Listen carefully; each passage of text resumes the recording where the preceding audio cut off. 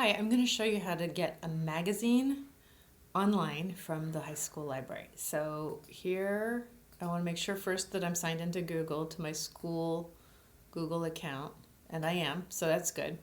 Now I can go to the home page of the high school library, and I'm going to just put a period in this little box here just to get to the next page. What this is going to do is sign me in for everything on the next page. Great.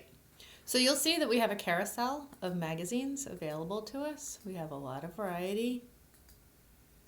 Some of these have been requested by teachers for the classes that they teach. So we have Scientific American, we have Bon Appetit, we have stuff on athletics, and we have stuff on technology.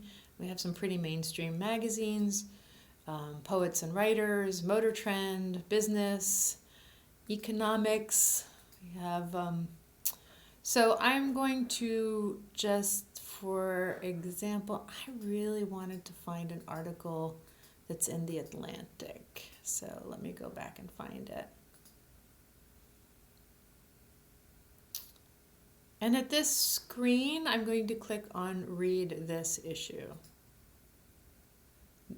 So I'm in the current issue of The Atlantic. So if I want to go see the back issues, I can sort of scroll through them and say, oh, I'll go look at this one, or this one was an interesting cover, so I'll go click at that, or look at this one.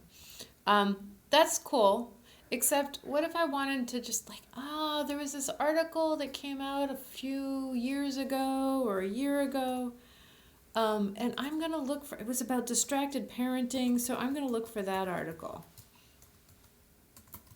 You'll notice that I'm putting distracted parenting together in quotation marks because I want those two words to be searched for as a pair. And so I'm obviously not going to search in this issue. I'm going to search in all issues. It takes a minute to load, so you have to be a little bit patient. So we see dangers of distraction, but that, I'm not sure if that's it. Oh, this looks like, okay. So it looks like these are responses to the actual article, but the real article, it looks like it is here because that's the table of contents showing you where it is.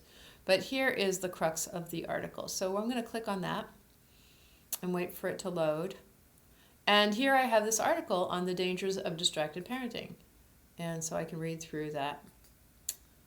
And I believe that is the end of the article is right here. Right? And it talks about who wrote it. And you can tell that it's the end because they have that sign there.